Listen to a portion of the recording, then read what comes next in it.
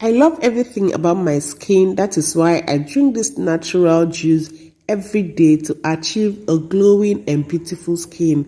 If you want to learn how I made this juice, just watch this video to the end. Hi guys, you're welcome to my kitchen. If you're just stumbling upon this video for the first time, please click on that subscribe button, share this video, give this video a thumbs up if you find it helpful, and to my subscribers, thank you so much for always staying with me. I love you guys. Without wasting much of your time, let's get down to business.